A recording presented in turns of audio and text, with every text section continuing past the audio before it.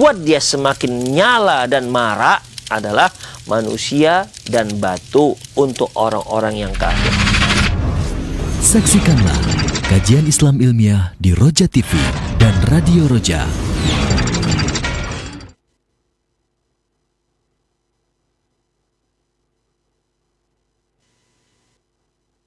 Simak Radio Roja Bogor 100.1 FM, Radio Roja Majalengka 93.1 FM, Radio Roja Palu 101,8 FM, dan Radio Roja Bandung 104.3 FM. Menebar cahaya sunnah.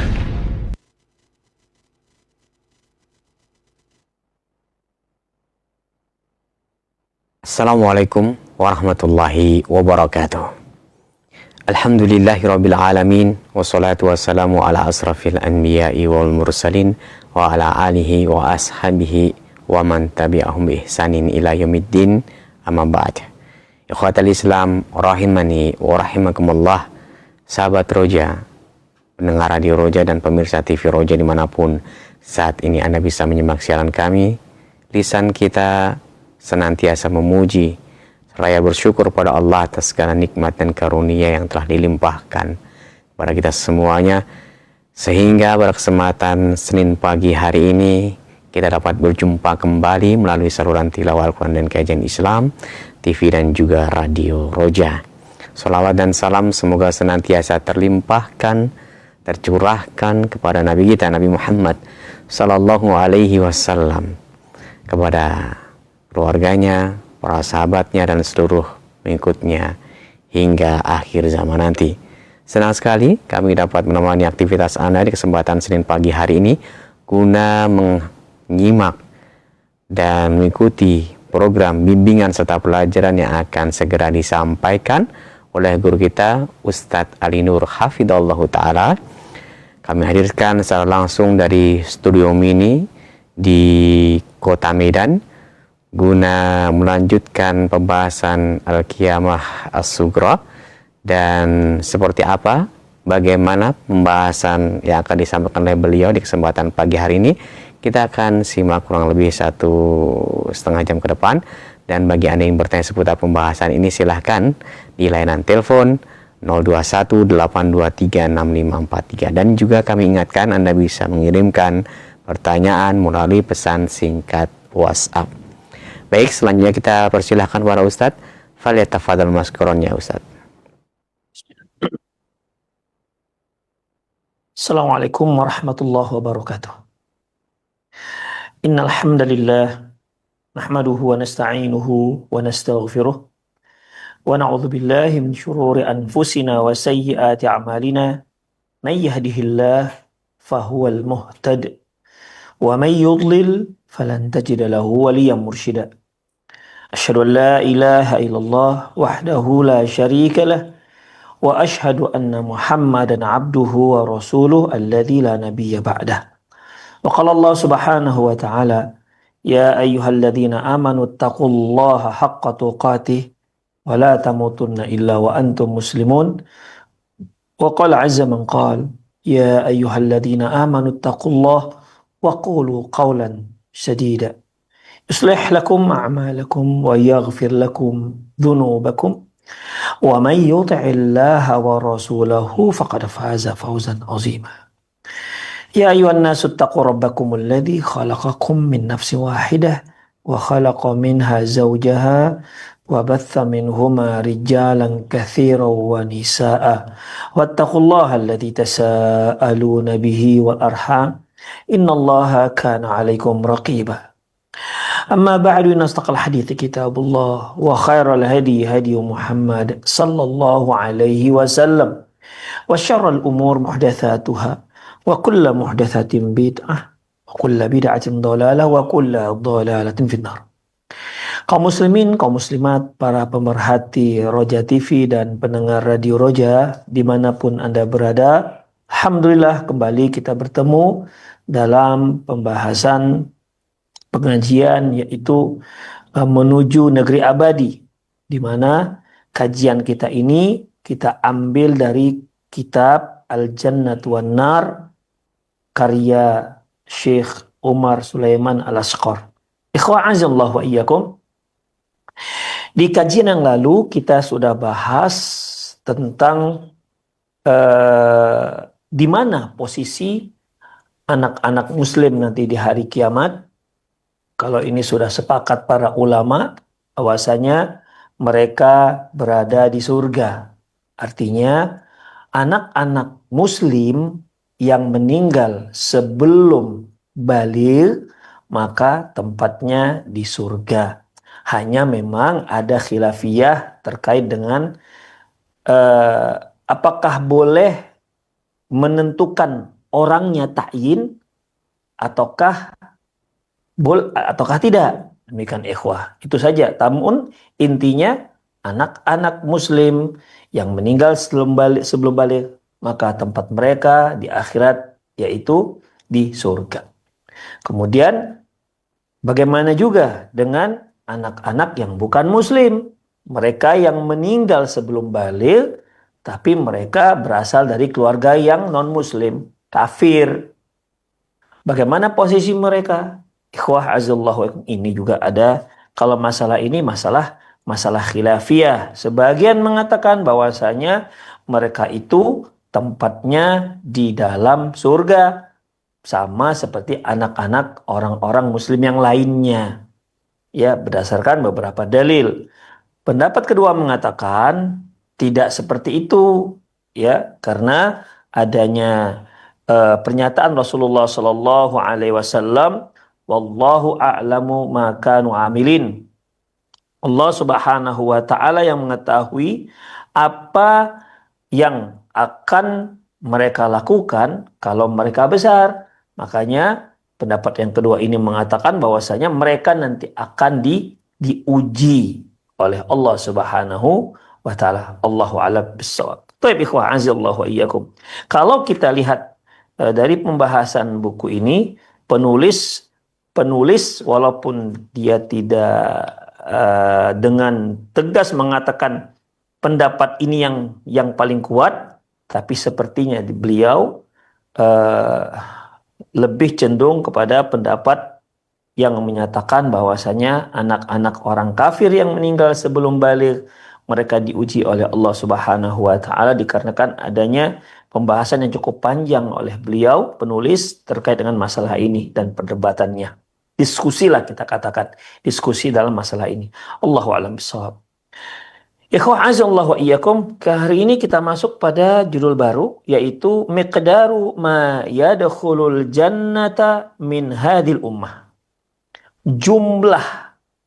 Jumlah umat ini yang masuk ke dalam surga.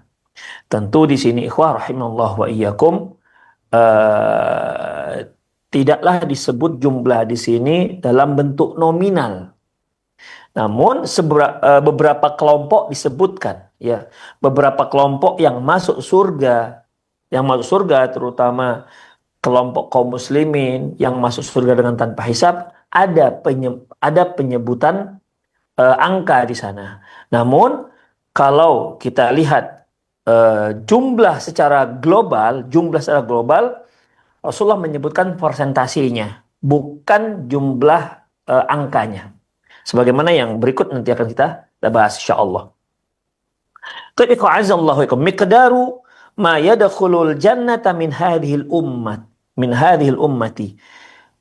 Jumlah umat ini yang Allah masukkan ke dalam surga atau yang masuk ke dalam surga. Yadkhulu min hadhil ummatil jannata ma jumu'un katsirun. Bahwasanya umat ini yang masuk surga dari kalangan umat ini itu jumlah yang cukup banyak. Allahu a'lamu bi'adadihim. Hanya Allah lah yang tahu berapa angkanya. Ya, berapa angkanya? Sekian juta, sekian miliar, hanya Allah lah yang tahu berapa angkanya. Fa fi sahihil Bukhari an Sa'id bin Jubairin, dalam Sahih Bukhari dari Sa'id bin Jubair dia berkata, haddatsani Ibnu Abbasin, dia telah berkata kepadaku Ibnu Abbas. Ibnu Abbas mengatakan, Qala an-nabiy sallallahu alaihi wasallam, "Uridat alayyal umamu." Telah dinampakkan kepadaku umat-umat. Telah dinampakkan kepadaku umat-umat. Para ulama memberikan komentar tentang masalah uridat alayya ini. Uridat itu dinampakkan. Apakah dinampakkan ini di dalam mimpi atau dinampakkan di saat beliau sedang terjaga? Ya, saya ulangi. Para ulama memberikan sedikit penjelasan dalam masalah ini. Uridat alayya al-umam, dinampakkan kepadaku umat-umat, atau kalau kita ambil pakai alif lamnya listighraq, berarti telah dinampakkan kepadaku seluruh umat-umat. Ya, karena pakai alif lam. Telah dinampakkan kepadaku seluruh umat-umat. Dinampakkan ini bagaimana? Apakah dinampakkan seluruh umat-umat itu kepada beliau di saat beliau sedang tidur, atau alias lihat dalam mimpi, ataukah di saat beliau sedang terjaga kemudian ditayangkan oleh Allah Subhanahu wa taala di hadapan beliau? Ikhwah, kalau kita lihat pendapat umumnya para ulama, mereka mengambil zahirnya hadis, ya. Zahirnya hadis kalimat uridat alayyal umam, telah dinampakkan kepadaku seluruh umat-umat, itu menunjukkan, zahirnya menunjukkan beliau dinampakkan di saat beliau tidak tidur alias sedang terjaga. Ditayangkan Allah Subhanahu wa taala di hadapan beliau seluruh umat-umat. Ya. Kenapa para ulama berkomentar seperti ini, ikhwah? Lebih banyak berpendapat seperti ini. Karena kalau seandainya disebutkan dinampakkan dalam tidur, itu biasanya ada kalimat fil manam, begitu. Ada penjelasan, ada keterangan tentang fil manam dalam tidur. Demikian ikhwah. Tapi di sini tidak ada disebutkan ketika tidur. Hanya disebutkan uridat alayyal umam, dinampakkan padaku umat-umat. Makanya ikhwah azallahu alaikum, ya, seperti umumnya para ulama berpendapat ini dalam keadaan terjaga, ini mereka umpamakan seperti ketika Rasulullah Sallallahu Alaihi Wasallam melihat di saat beliau Isra Mi'raj, melihat surga, ya, melihat banyak hal yang beliau lihat langsung, bukan dalam keadaan mimpi. Namun ikhwah, ada juga yang berpendapat bahwasanya ya ini bisa saja mimpi. Yahtamil ayyakunu fil manam. Boleh jadi dilihat ini, diperlihatkan kepada beliau, boleh jadi itu berada dalam mimpi. Demikian ikhwan. Namun sebenarnya secara hukum tidak ada perbedaan. Baik Allah Subhanahu wa taala nampakkan itu kepada beliau dalam keadaan terjaga, maupun dinampakkan dalam mimpi atau ketika tidur. Kenapa? Karena ru'yatul anbiya wahyun wa haqqun. Karena mimpinya para nabi itu wahyu dan itu hak. Mungkin para pemirsa masih ingat kisah Nabi Ibrahim alaihissalam, ya, ketika Nabi Ibrahim alaihissalam mendapat syariat untuk menyembelih, berkorban. Apa kata Nabi Ibrahim alaihissalam? Wa idh qala Ibrahimu li ibnihi wa huwa Nabi Ibrahim berkata kepada Nabi Ismail alaihissalam, "Ya bunayya inni ara fil manami anni azbahuka fanzur madza tara." Kata Nabi Ibrahim. Nabi Ibrahim berkata kepada anaknya, "Wahai ananda, sesungguhnya saya melihat dalam mimpi. Inni ara fil manam. Aku melihat dalam mimpi anni azbahuka. Aku itu menyembelihmu. Fanzur madza tara. Bagaimana pendapatmu wahai ananda?" Demikian ikhwah.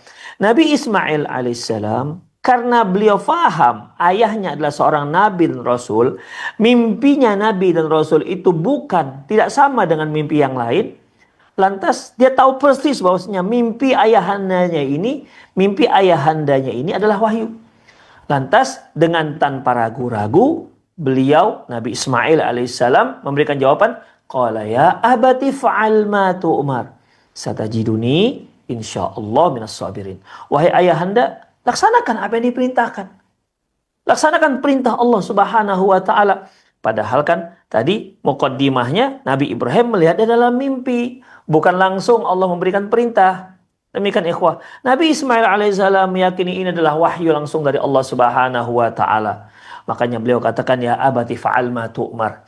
Wahai ayahanda, laksanakan apa yang diperintahkan kepadamu. Satajiduni insyaallahu minas sabirin. Engkau akan lihat aku termasuk orang-orang yang sabar dalam melaksanakan perintah Allah Subhanahu wa taala.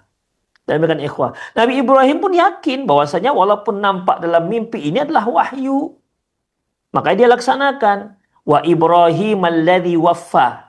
Allah mengatakan Ibrahim yang senantiasa melaksanakan perintah-perintah Allah Subhanahu wa taala. Jadi ikhwah, baik uridat alayyal umam, pernyataan Rasulullah sallallahu alaihi wasallam yang menyatakan uridat alayyal umam, dinampakkan kepadaku umat-umat, baik penampakan ini ada terjadi di saat beliau sedang terjaga, atau di saat beliau dalam mimpi sedang tidur, tidak ada perbedaan hukum. Ya, tidak ada perbedaan hukum.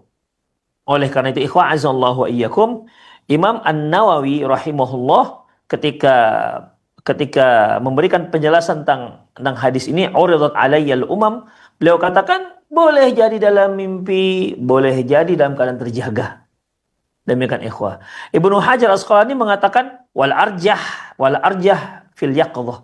Yang rajih kata beliau itu dalam keadaan terjaga, bukan dalam keadaan mimpi. Ala kulli hal ikhwah azallahu iyyakum, kembali seperti yang kita katakan tadi, kalau secara hukum, kekuatan hukum sama saja ceritanya ini baik dalam keadaan terjaga maupun dalam keadaan mimpi. Kalau dalam keadaan terjaga, sudah banyak hal-hal yang terjadi. Allah Subhanahu wa taala perlihatkan beliau dalam keadaan terjaga. Seperti sebuah hadis, Rasulullah mengatakan, dinampakkan kepadaku yaitu timur dan barat.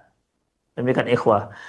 Dikeluarkan untukku merah dan putihnya. Artinya para ulama mentafsirkan yaitu akan ditaklukkan oleh umat Islam, yaitu Farsi dan Romawi, dan seterusnya. Banyak komentar tentang masalah hadis ini.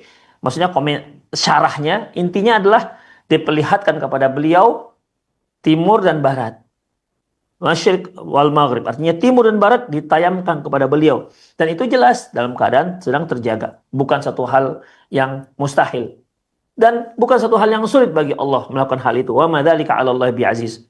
Kemudian ikhwah, adapun kalau dalam keadaan mimpi juga nggak ada masalah. Juga tidak ada masalah. Kenapa? Karena ru'yatul anbiya wahyun wa haqqun. Ru'yanya para nabi, mimpinya para nabi itu wahyu dan itu hak, itu sebuah kebenaran. Baik, kita lanjutkan. Qala an-nabiy sallallahu alaihi wasallam, uridat alayya al-umam, dinampakkan kepadaku seluruh umat-umat, ya. Kita artikan alif lamnya seluruh, ya. Uridat alayyal umam, dinampakkan kepadaku seluruh umat-umat. Jadi mulai dari umatnya Nabi Adam sampai yang terakhir. Fa akhadhan nabiyyu yamurru ma'ahu al-ummatu. Maka ada nabi, dia datang bersama sekelompok umat. Sekelompok umat. Ya, dengan bilangan banyak lah ikhwah. Kalau sudah umat ya umumnya itu banyak bilangannya, tapi enggak banyak umat. Kita berikan contoh seperti umat Nabi Nuh misalnya, ya. Umat Nabi Nuh. Nabi Nuh alaihissalam, Allah Subhanahu wa taala berikan beliau usia alfasanatin illa khamsina ama, 1000 tahun kurang 50 tahun. Artinya usia beliau 950 tahun. Kalau beliau diangkat menjadi nabi di usia 25 tahun, berarti masa dakwah beliau 925 tahun. Dan umat yang yang menjadi pengikut beliau, ya, jumlah yang paling banyak yang disebutkan oleh para ulama 80 orang. Ikhwah pemirsa, tolong bagikan 925 tahun bagi 80. Itu berapa orang dalam setahun? Tidak sampai 1 orang. Demikian. Kalau 900 tahun saja, ikhwah, 900 tahun saja, berarti dalam 100 tahun satu pun tidak. La ilaha illallah. Begitulah ikhwah azallahu wa iyyakum. Ya, 80 tahun. Karena Allah mengatakan dalam surat Hud ayat 40, "Fama amana ma'ahu illa qalil." Gak banyak yang beriman dengan beliau. Masya Allah. Makanya Nabi Nuh itu salah satu simbol kesabarannya umat manusia. Sampai Allah mengatakan, "Fasbir kama sabara ulul azmi minar rusul." Sabarlah kalian seperti sabarnya para nabi-nabi ulul azmi. Para rasul ulul azmi. Dia adalah, di antara adalah Nabi Nuh alaihissalam. Ya, Nabi Nuh, Nabi Ibrahim, Nabi Musa, Nabi Isa, Nabi Muhammad sallallahu alaihi wasallam, alaihi wassalatu wassalam. Ikhwah, di antaranya Nabi Nuh. Bayangkan berdakwah 925 tahun. Alah, kita buat sajalah 50 tahun. Ya, mulai dapat wahyunya. Berarti supaya enak nih hitungnya maksudnya. 900 tahun berdakwah, 900 tahun yang beriman hanya 80, berarti 100 tahun satu pun nggak dapat. Saya nggak bayangkan kalau seandainya kita sekarang berdakwah 50 tahun hanya 2, mungkin kita sudah nggak tahu lagi apa kita tetap berdakwah atau kita tinggalkan dakwah ini. La haula wala quwata illa billah. Tapi begitulah ikhwah rahimallahu iyyakum. Kesabaran Nabi Nuh alaihissalam. Dan beliau sendiri mengatakan, "Rabbi inni da'autu qaumi lailan wa nahara." Ya Allah, aku berdoa kepada kaumku siang dan malam hari. Falam yaziduhum du'a illa firara. Namun bukan tambah beriman mereka ya Allah, malah semakin lari. Begitulah sabarnya Nabi Nuh alaihissalam. Ya, begitulah sabarnya Nabi Nuh alaihissalam. Ikhwa azallahu wa iyyakum. Fa akhadha an-nabiyyu yamurru ma'ahu al-ummah.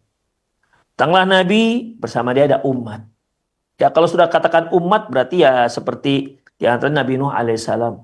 Dia datang membawa bersama 80 orang umatnya. Itu ikhwah jumlah yang paling banyak ya yang disebutkan oleh para ulama. Wan nabi yamurru ma'ahu nafar. Seorang nabi bersamanya satu umat, la ilaha illallah. Hanya satu bersama dia. Apakah kita katakan bahwasanya ini nabi ini tidak mengerti dengan usul dakwah sehingga yang dapat hanya satu? Apa ada orang yang ngerti dengan dakwah selain para nabi dan rasul? Apa ada orang yang lebih faham tentang kaidah-kaidah dakwah selain nabi dan rasul? Mereka langsung mendapatkan bimbingan dari Allah Subhanahu wa taala. Tapi kenyataannya dia umatnya yang beriman dengan dia hanya satu orang.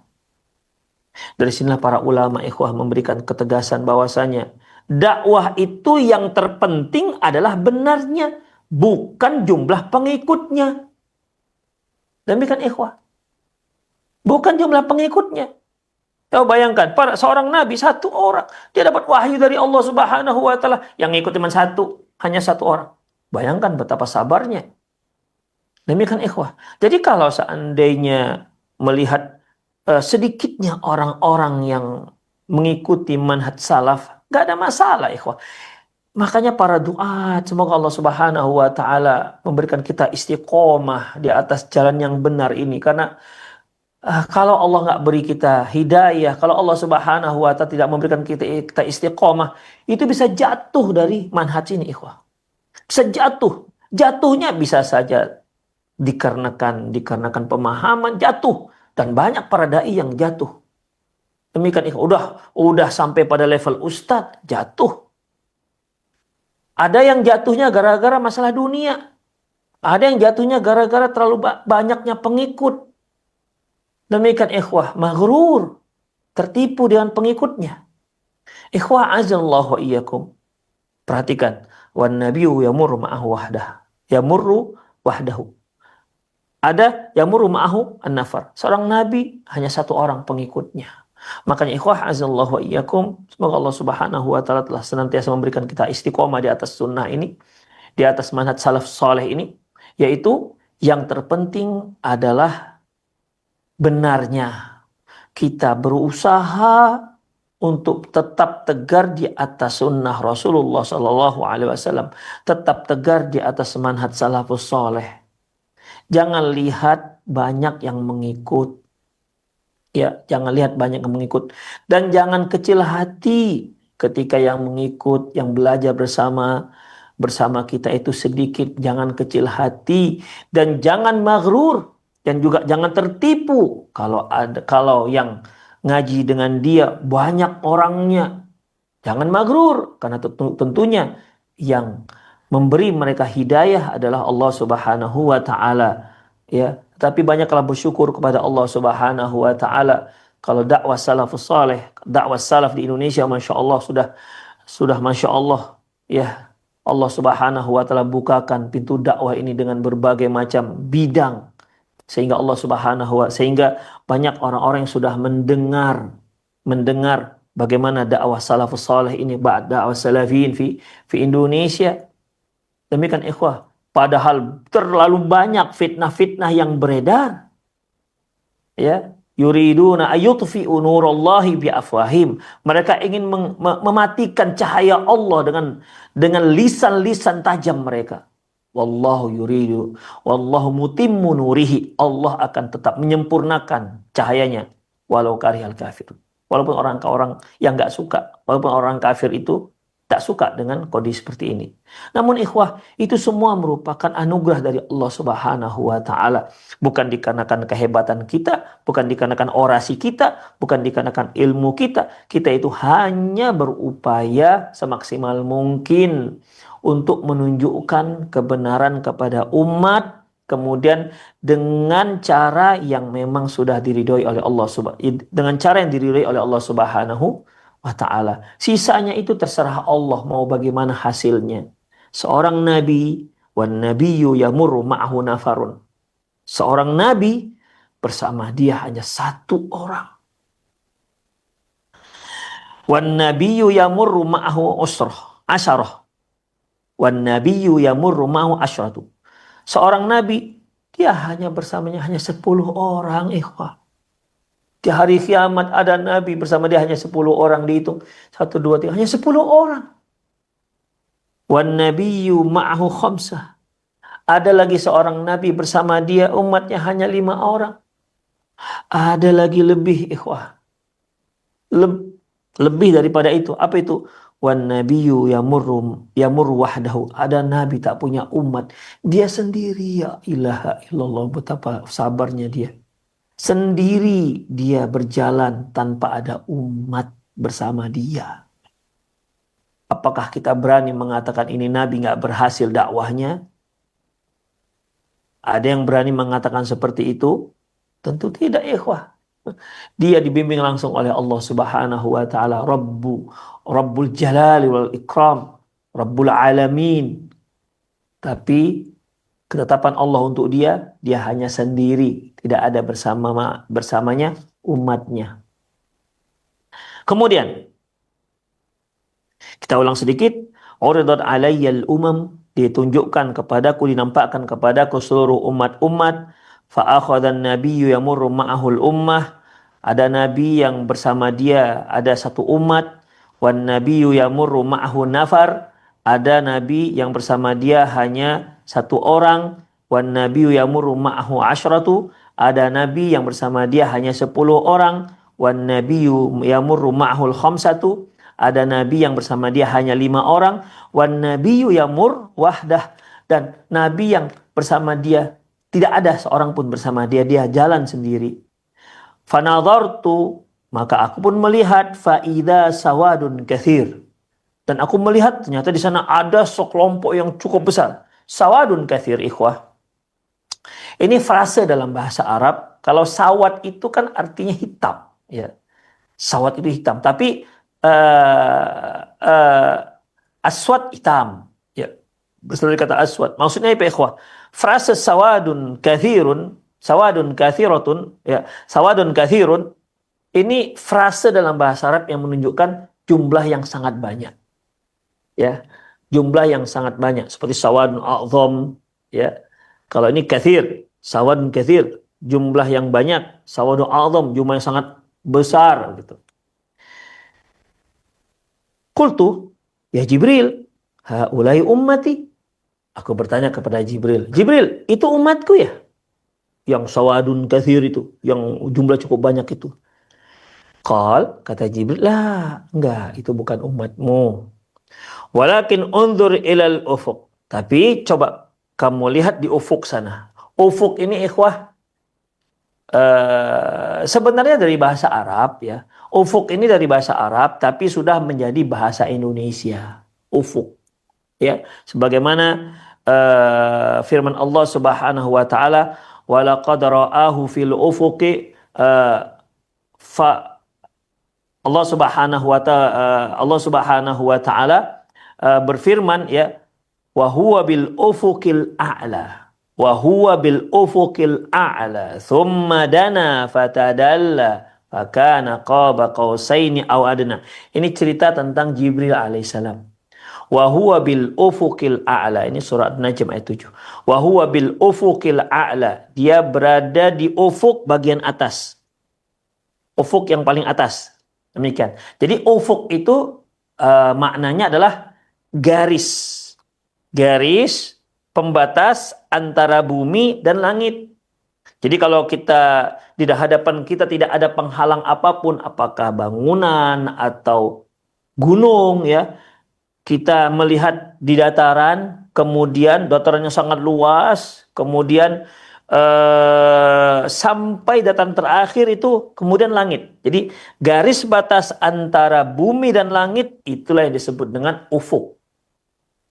Kemudian Jibril mengatakan walakin undur ilal ufuk. Tapi coba kamu lihat di ufuk sana. Ternyata di ufuk sana banyak, jumlah sangat besar umat manusia.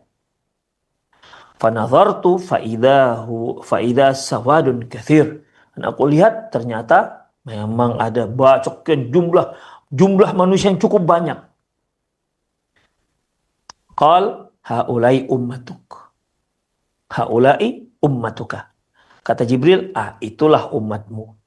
Yang tadi enggak. Yang tadi itu umatnya bukan umatmu. Dalam riwayat yang lain disebutkan yang itu adalah umatnya Nabi Musa. Yang umatmu itu adalah gitu. Itu sawadun kathir. Yang di ufuk, yang cukup banyak, jauh lebih banyak ketimbang umatnya Musa.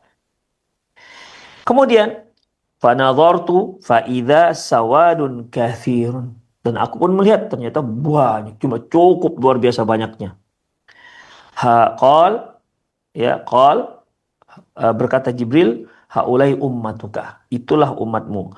Wa haulai sab'una alfan. Dan itu yang bagian depan. Wa haulai sab'una alfan qidamuhum. Adapun yang di depan itu jumlahnya yang sebanyak 70.000 orang yang di depan ya, la hisaba alaihim wala adab. Mereka khusus orang-orang yang masuk surga dengan tidak dihisab dan juga tidak mendapat azab. 70.000 orang ya, 70.000 orang yang masuk surga dengan tanpa hisab dan tanpa adab.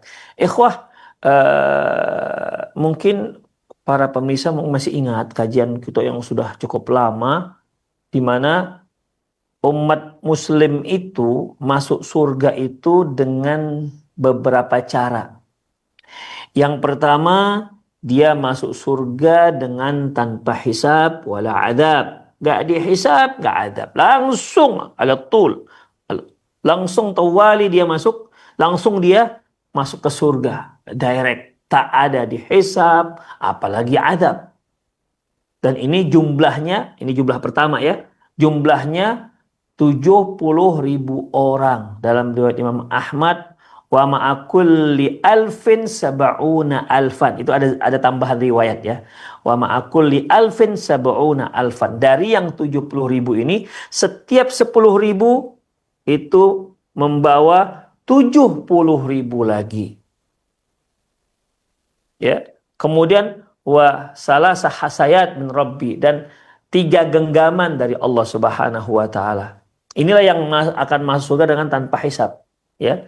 Yang akan masuk surga dengan tanpa hisab. Jadi kalau 70.000, setiap 70.000 bawa 70.000 lagi, berarti 70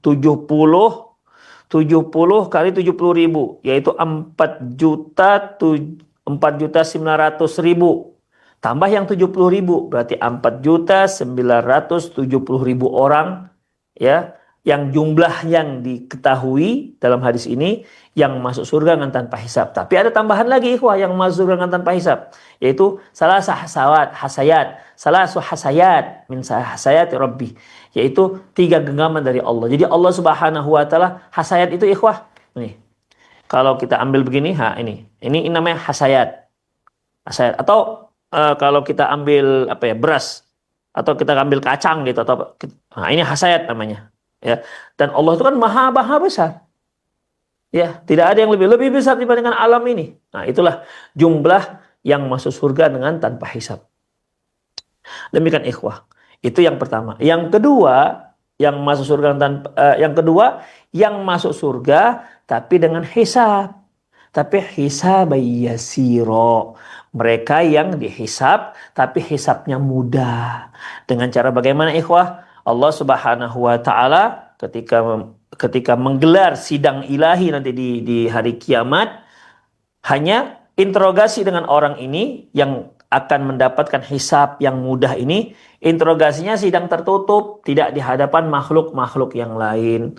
Allah Subhanahu wa taala mengingatkan orang ini tanpa didengar oleh orang lain, ditanya begini, kamu berdosa begini, hingga akhirnya orang ini merasa tidak adalah harapan untuk masuk surga.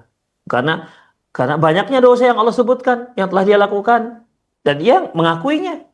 Hingga akhirnya Allah Subhanahu wa taala memberikan dia bitoqoh. Hadis bitoqoh lah yang cukup masyhur. Hingga akhirnya Allah Subhanahu wa taala maafkan dosa-dosanya. Allah beri dia kitab catatan amal dari sebelah kanan, kemudian dia pun pergi dan dia menunjukkan kitab catatan amalan kepada teman-temannya. Ha umuqra'u kitabiyah. Nah, kalian baca inilah bukuku, buku catatan amalanku. Jadi orang ini akhirnya masuk surga karena dia mendapat hisab yang hisaban yasiro. Ada yang hisaban asiro, hisab yang sulit. Ini yang disebut oleh Rasulullah SAW, man husiba udziba. Barang siapa yang dihisab pasti diazab. Ini yang digelar sidangnya di hadapan makhluk, kemudian disebutkan dosa-dosanya, ya. Boleh jadi sebagian diampuni oleh Allah Subhanahu wa taala, sebagian lagi enggak, mau tidak mau dia harus masuk ke dalam neraka. Barulah kemudian setelah dia dicuci di neraka, diazab di neraka, barulah kemudian mereka akan dimasukkan ke dalam surga. Dan mereka yang disebut dengan al-jahannamiyun, ya. Jadi ada tiga cara, 3 jalur kaum muslimin masuk ke dalam surganya Allah Subhanahu wa taala. Dan yang disebutkan hadis ini yaitu la hisab alaihim wala adzab. Tidak ada hisab dan tidak ada azab. Baik, kita lanjutkan. Was-sawadul awwal alladhi dhannahu Rasulullah sallallahu alaihi wasallam ummatahu hum banu Israil. Adapun sawad, jumlah yang banyak yang pertama yang dikira Rasulullah itu adalah umat beliau, sebenarnya itu adalah Banu Israel, ya, Bani Israel. Kama fi ba'dir riwayati fi sahih, sebagaimana disebutkan dalam beberapa riwayat yang sahih. Farajautu an takuna ummati, aku berharap itulah umatku. Jadi setelah beliau melihat sejumlah orang cukup banyak, sawadun katsir tadi yang pertama, beliau berharap inilah umatku. Faqil, maka dikatakan kepada beliau, hadza Musa wa qaumuhu, enggak, itu Musa dan kaumnya, bukan umatmu. Umat Anda itu lebih banyak lagi. Demikian ikhwah, itu bukan umatmu.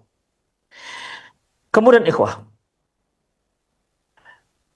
wala syakka anna ummata Muhammadin sallallahu alaihi wasallam aktsaru min Bani Israil. Tidak diragukan lagi bahwa umat Muhammad itu jelas lebih banyak ketimbang umatnya Bani Israel. Fafil hadithi, dalam satu hadis, faida sawadun kathir, dalam satu hadis ada disebutkan dengan lafaz dan ternyata ada jumlah yang cukup banyak. Qala Ibnu Hajarin, berkata Ibnu Hajar, wa fi riwayati Sa'id bin Mansurin, dalam riwayat Sa'id bin Mansur disebutkan dengan lafaz azim. Jadi kalau yang riwayat yang kita sebutkan tadi sawadun kathir, Di sini sawadun azim. Jadi sawadun katsirun, di sini riwayat Sa'id bin Mansur sawadun azimun.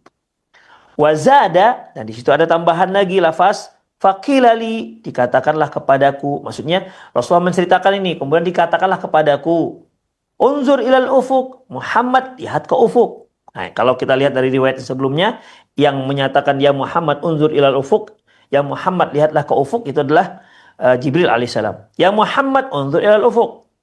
Fanadhartu faida sawadun azim, dan aku pun melihat ternyata ada sawadun azim, bukan sawadun katsir ya. Sawadun azim, jumlah yang cukup besar. Tadi banyak, cukup besar artinya menandakan lebih banyak dibandingkan sebelumnya daripada umatnya Nabi Musa alaihissalam. Faqila li, dikatakan kepadaku, undur ilal ufuqil akhar mislahu, kamu lihat juga di ufuk yang lain yang semisalnya. Wa fi riwayat Ibnu Fudailin, dalam riwayat Ibnu Fudail disebutkan fa idza sawadun qad mala al ufuq, ternyata ada sejumlah besar orang-orang mala al ufuq, yang telah menutupi ufuk. Ya, jadi dia jauh tapi menutupi ufuk. Faqila li unzur hahuna, maka dikatakanlah kepadaku, coba kamu lihat ke arah sini. Kata Jibril kepada Rasulullah SAW, wa hahuna min afaqis sama, dan yang di sini di ufuk-ufuk langit. Wa fi hadis Ibnu Mas'udin, dalam hadis yang diriwayatkan oleh Ibnu Mas'ud, lafaznya fa idzal ufuqu qad sudda biwujuhir rijal. Ternyata ada satu ufuk yang sudah ditutupi dengan wajah-wajah para lelaki-lelaki. Ya. Jadi wajah-wajah lelaki itu nampak berseri-seri gitulah kali ikhwah ya. Qad sudda biwujuhir rijal, di mana wajah laki-laki dipenuhi dengan wajah-wajah para laki-laki. Karena ikhwah, karena ini yang masuk surga dengan tanpa hisab, tentu beda dong ya dengan wajah-wajah yang lain ya. Allah kan ada menyebutkan soal Imran, yauma tabyaddu wujuhu wa taswaddu wujuh, pada hari wajah-wajah menjadi putih dan pada hari wajah-wajah menjadi hitam. Artinya mereka yang beramal soleh, apalagi yang masuk surga dengan tanpa hisab, pastilah wajahnya wujuhum kasyams. Dalam riwayat yang lain, wajah-wajah orang seperti ini ikhwah, orang-orang soleh ini, apalagi yang masuk surga dengan tanpa hisab, wujuhum kasyams, wajah mereka tuh bagaikan matahari, saking cerahnya, menunjukkan orang solehnya. Ya, qad sudda biwujuhi rijal. Bahwasanya ufuk itu sudah ditutup oleh ufuk. Fa idzal ufuq qad sudda biwujuhi ar-rijal. Ternyata ufuk ini bukan wujuh, bukan wajah ini ya ikhwah ya. Jadi ini salah terjemahan, bukan wajah ini. Fa idzal ufuq qad sudda biwujuhi ar-rijal. Ternyata ufuk itu sudah ditutupi, ya, bukan wajah ini. Semua arah ufuk itu telah ditutupi oleh laki-laki. Jadi ini bukan wajah artinya. Kemudian wa fil lafzin, dalam lafaz yang lain, Ahmad, yang diriwayatkan oleh Imam Ahmad, fara'aitu ummati qad mala'u as-sahla wal jabal. Ternyata aku melihat umatku telah memenuhi bukit-bukit dan gunung-gunung. Fa'ajabani kathratuhum wa hay'atuhum, dan aku merasa kagum dengan kondisi mereka. Ya, dan dengan jumlah mereka yang cukup banyak. Jadi mereka terlihat dalam kondisi yang sangat baik.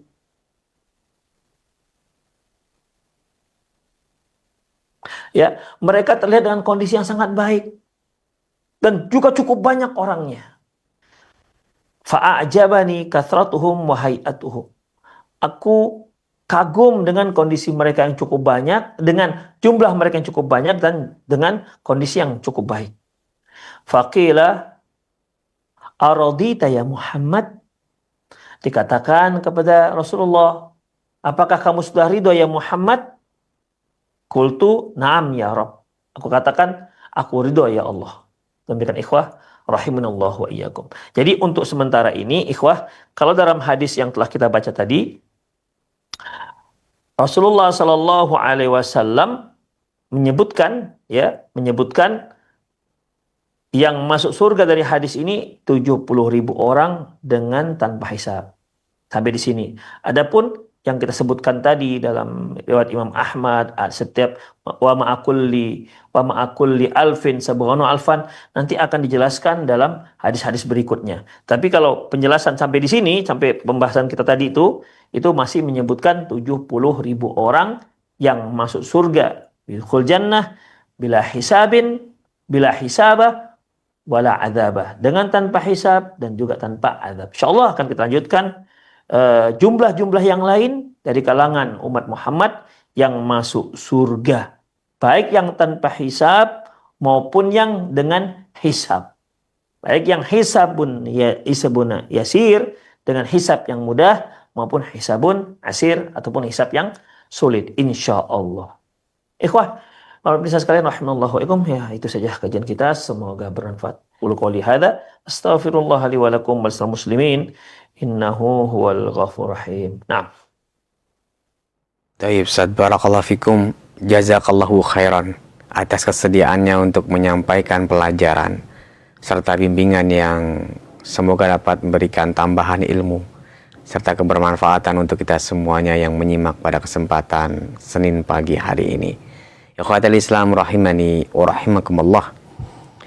Sahabat Roja dimanapun Anda berada, kini saatnya bagi Anda yang ingin bertanya seputar pembahasan yang telah disampaikan oleh Ustadz Ali Nur Hafidhullah Ta'ala, bisa secara langsung menghubungi nomor kami, baik itu via telepon atau chat WhatsApp di 0218236543. Untuk yang pertama, kami akan memberikan kesempatan bagi Anda yang menghubungi kami via telepon. Silahkan. Halo? Belum terhubung? Pertanyaan dari Abu Fudail di Bandung yang bertanya sebagai berikut, Ustaz. Apakah di saat kita di akhir nanti kita mengingat nasihat-nasihat yang berkaitan dengan hadis-hadis Nabi, bahwa yang didengar sekarang di akhirat nanti diingat dan disebutkan bahwasanya Nabi telah mengatakan seperti ini dan seperti itu. Barakallahu fikum, Ustaz. Apakah pernyataan ini benar atau tidak? Silakan, Ustaz. Ikhwah azinallahu wa iyyakum, seperti yang sudah kita bahas dan banyak hadis-hadis yang sudah kita bacakan terkait dengan masalah mulai dari arasatil qiyamah, yaitu mulai dari padang mahsyar sampai di surga dan di neraka, itu semua mereka mengingat, ya, mereka mengingat apa yang pernah mereka pelajari, ya, apa yang pernah mereka dengar.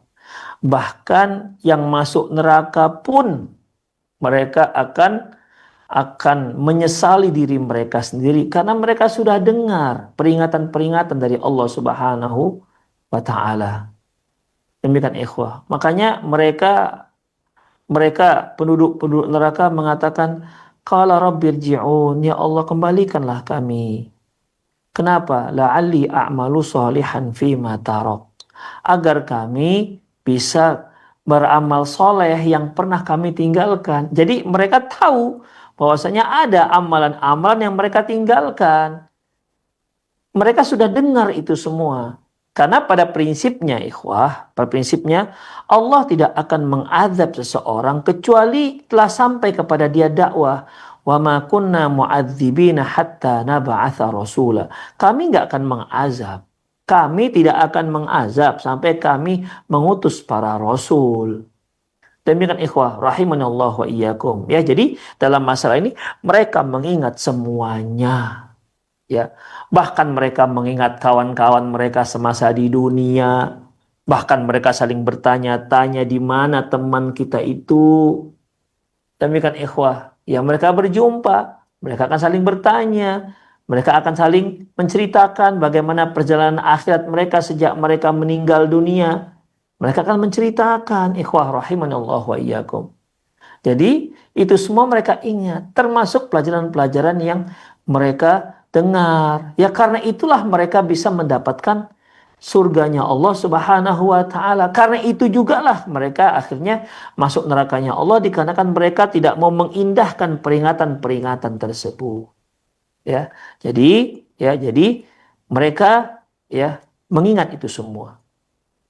Masih ingat ikhwah ketika Rasulullah Shallallahu Alaihi Wasallam ketika kita telah bacakan hadis Rasulullah itu punya di surga, kata Rasulullah di surga itu ada pasar, ya ada pasar. Jadi para penduduk-penduduk surga yang mereka itu kan tentunya nggak membutuhkan pasar sebagaimana di dunia untuk berdagang, dapatkan keuntungan.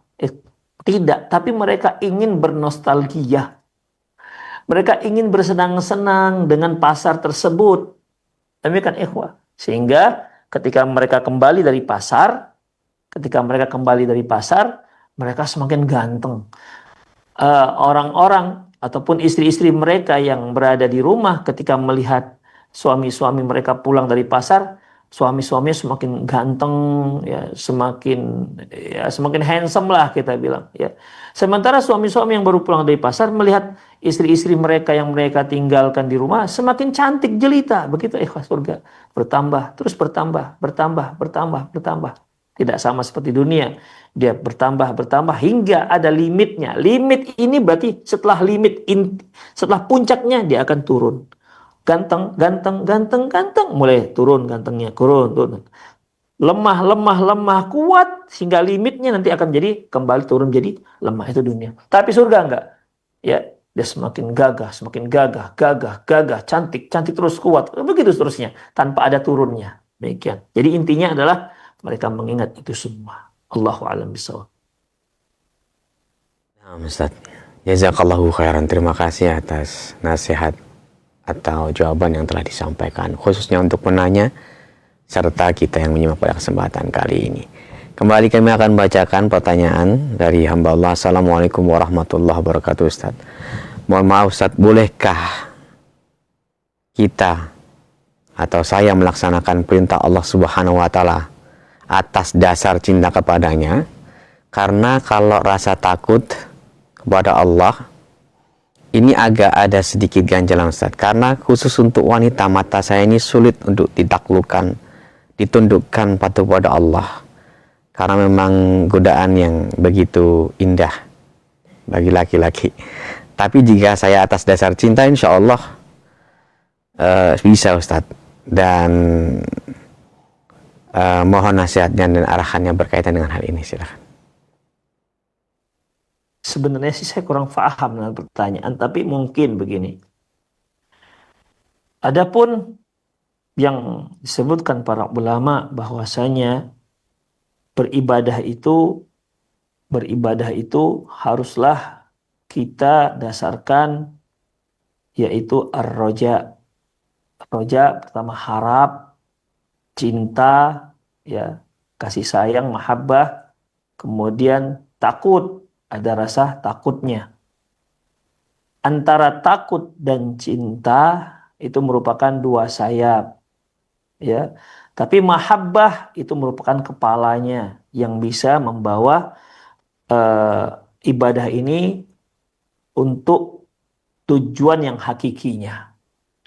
Tidak bisa kita beribadah kepada Allah Subhanahu wa taala hanya atas dasar cinta. Karena apa ikhwah? Berikan contoh. Kita tahu Allah Subhanahu wa taala mewajibkan kita sholat. Wajib hukumnya. Bahkan barang siapa yang sengaja meninggalkan sholat,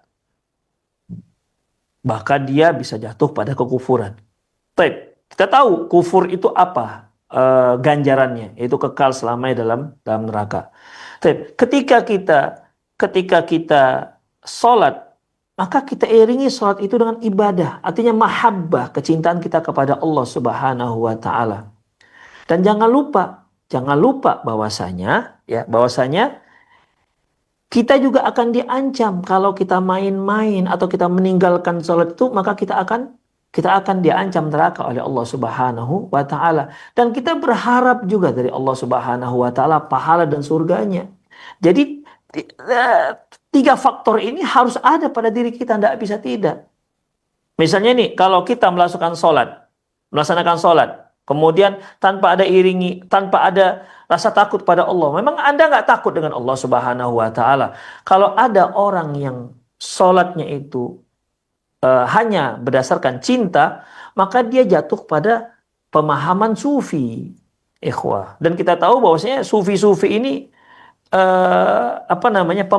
pemahaman yang sangat menyimpang. Makanya muncullah dari mereka ucapan-ucapan tidak mengapa masuk neraka asalkan Allah Subhanahu wa Ta'ala ridho, ketimbang masuk surga tapi Allah nggak ridho. Dari mana? Dari mana mungkin? Bagaimana mungkin mereka menyatukan dua hal yang saling bertentangan? Kalau Allah ridho pasti dimasukkan ke surga, dan kalau Allah marah pasti dimasukkan neraka untuk akhirat nanti. Demikian ikhwah. Jadi memang satu hal yang harus ada. Kalau dia hanya takut kepada Allah Subhanahu wa Ta'ala tanpa ada diiringi rasa cinta, ikhwah rahimanallahu wa iyyakum, akhirnya akan muncul pemahaman khawarij nantinya. Akan muncul pemahaman khawarij sangat berlebihan terhadap dosa, sehingga mereka mengkafirkan setiap orang yang berbuat dosa besar. Itu karena landasan dasarnya salah. Sehingga karena landasan dasarnya salah, buat kesimpulan jadi salah. Demikian ikhwah rahimanallahu wa iyyakum. Ya. Kalau hanya orang takut kepada Allah tanpa ada berharap, maka orang-orang yang melakukan kemaksiatan, dia nggak mau lagi untuk bertaubat. Kenapa? Udahlah, takut pada Allah. Kenapa? Dia nggak berharap pada kampunan Allah Subhanahu wa Ta'ala. Padahal Allah Subhanahu wa Ta'ala mengatakan, innahu la ya'asu min rahillah ilal qaumul kafirun. Sungguhnya tidak ada orang yang putus asa atas rahmat Allah kecuali orang kafir. Allah Subhanahu wa Ta'ala mengatakan juga, ya Muhammad, katakan kepada orang-orang yang alladzina asrafu fi anfusihim, alladzina asrafu ala anfusihim, mereka yang telah berbuat dosa atas diri mereka sendiri, la taqnatu min rahmatillah. Jangan kalian putus asa atas rahmat Allah. Innallaha yaghfiru dzunuba jami'a. Sungguhnya Allah Subhanahu wa Ta'ala mengampuni seluruh dosa-dosa manusia. Demikian ikhwah rahimanallahu wa iyyakum. Jadi kalau itulah yang dimaksud pertanyaan tadi, yaitu ibadah hanya bisa cinta, maka itu harus diperbaiki. Ibadah yang kita lakukan harus atas dasar cinta, harus atas dasar mahabbah. Harus di sana ada al-khosyah, dan harus ada di sana ar-roja. Demikian ikhwah. Ini hal yang harus ada dalam setiap ibadah kita. Adapun kalau masalah dosa mata sulit untuk menghindarinya, ikhwah, ya dia harus banyak istighfar pada Allah Subhanahu wa Ta'ala dalam masalah ini. Ya, ketika dia melakukan dosa terkait dengan mata, berarti dia ingatlah atas hukuman Allah Subhanahu wa Ta'ala. Demikian, agar sebelum dia melakukan dosa itu ingat Allah itu punya neraka yang akan menghukum siapa saja kalau dia tidak ampuni. Tapi ketika Anda sudah melakukannya, ingatlah Allah itu Maha Penyayang. Allah itu Maha Pengampun. Innallaha yaghfiru dzunuba jami'a. Allah itu mengampunkan semua dosa-dosa tanpa ada kekecualian sedikit pun. Asalkan Anda taubatnya sebelum meninggal. Innallaha yaqbalu taubatal 'abdi ma lam yughargir. Allah itu akan mengampuni dosa seorang hamba selama dia tidak meninggal. Sebelum dia meninggal, silakan taubat. Jadi sebelum Anda melakukan dosa, ingat dengan azab Allah. Kalau terlanjur sudah tergoda dengan dosa itu, sudah lakukan, ingat Allah mengampuni dosa. Makanya Rasulullah mengatakan, kullu bani Adam khata'un wa khairu khata'in at-tawwabun. Semua anak Adam itu bersalah, sebaik-baik orang yang bersalah adalah orang-orang yang bertaubat pada Allah Subhanahu wa Ta'ala. Demikian ikhwah. Jadi memang harus ada tiga hal itu. Tidak boleh ada satupun yang kita gugurkan dari unsur ibadah kita. Allahu a'lam bishawab. Ikhwah azallahu iyyakum. Seperti waktu kita sudah habis. Ya. Kita sudah sampai pada batas waktu. Ya, alhamdulillah, semoga Allah Subhanahu wa Ta'ala menjadikan saya, para pemirsa sekalian, termasuk dalam 70.000 yang masuk surga dengan tanpa hisab, tanpa azab. Apakah itu muluk-muluk? Itu enggak muluk-muluk. Wa ma dzalika 'alallahi bi'aziz. Bukanlah itu suatu hal yang sulit bagi Allah Subhanahu wa Ta'ala. Tapi yang terpenting bagi kita, berusahalah. Karena untuk masuk surga dengan tanpa hisab itu ada persyaratan yang harus kita laksanakan. Semoga Allah Subhanahu wa taala mudahkan untuk kita semua. Dan semoga Allah Subhanahu wa taala memberikan kita istiqomah, memberikan kita tegar di atas sunnah Rasulullah SAW, dan Allah beri kita kekuatan untuk tetap berupaya menyebarkan dakwah, berupaya tetap untuk membenahi diri kita, keluarga kita, dan masyarakat kita. Demikian ikhwah, lebih dan kurang mohon maaf. Aku qouli hadza wa astaghfirullah li wa lakum wa lisa'il muslimin innahu huwal ghafurur rahim. Assalamualaikum warahmatullahi wabarakatuh. Waalaikumsalam warahmatullahi wabarakatuh. Kami ucapkan jazakallahu khairan. Barakallahu fikum kepada Ustadz Ali Nur Hafizahullah Ta'ala dari Kota Medan yang telah berkenan untuk menyampaikan bimbingan dan pelajaran pada kesempatan pagi hari ini.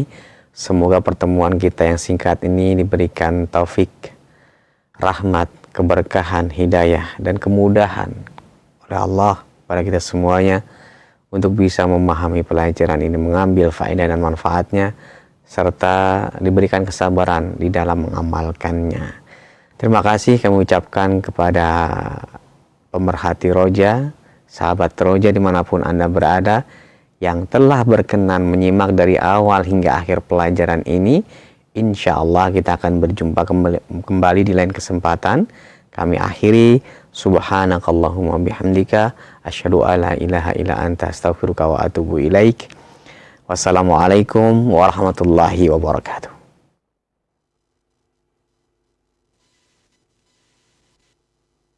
Simak Radio Roja Bogor 100.1 FM, Radio Roja Majalengka 93